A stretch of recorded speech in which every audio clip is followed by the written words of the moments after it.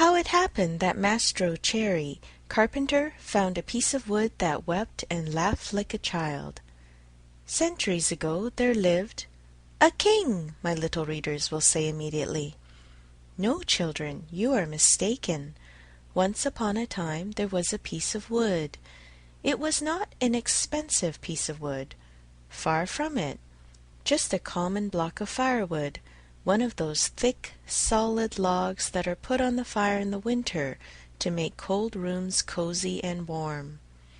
I do not know how this really happened, yet the fact remains that one fine day this piece of wood found itself in the shop of an old carpenter. His name was Mastro Antonio, but everybody called him Mastro Cherry, for the tip of his nose was so round and red and shiny that it looked like a ripe cherry. As soon as he saw that piece of wood, Mastro Cherry was filled with joy. Rubbing his hands together happily, he mumbled half to himself, "This has come in the nick of time. I shall use it to make the leg of a table." He grasped the hatchet quickly to peel off the bark and shape the wood. But as he was about to give it the first blow, he stood still with arm uplifted, for he had heard a wee little voice say in a beseeching tone, "Please be careful. Do not hit me so hard." With a look of surprise shone on Mastro Cherry's face, his funny face became funnier still. He turned frightened eyes about the room to find out where that wee little voice had come from, and he saw no one. He looked under the bench, no one. He peeped inside the closet, no one. He searched among the shavings, no one.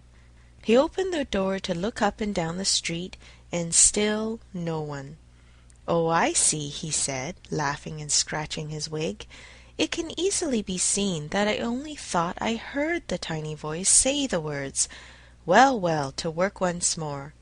He struck a most solemn blow upon the piece of wood. "Oh, oh, you hurt!" cried the same faraway little voice. Mastro Cherry grew dumb. His eyes popped out of his head, his mouth wide open, and his tongue hung down on his chin. As soon as he regained the use of his senses, he said, trembling and stuttering from fright, "Where did that voice come from, when there is no one around?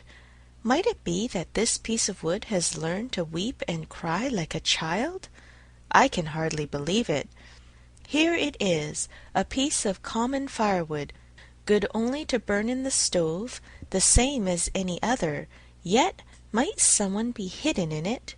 If so, the worse for him. I'll fix him." With these words he grabbed the log with both hands and started to knock it about unmercifully. He threw it to the floor, against the walls of the room, and even up to the ceiling. He listened for the tiny voice to moan and cry. He waited 2 minutes, nothing. 5 minutes, nothing. 10 minutes, nothing. "Oh, I see," he said, trying bravely to laugh and ruffling up his wig with his hand. "It can easily be seen I only imagined I heard the tiny voice.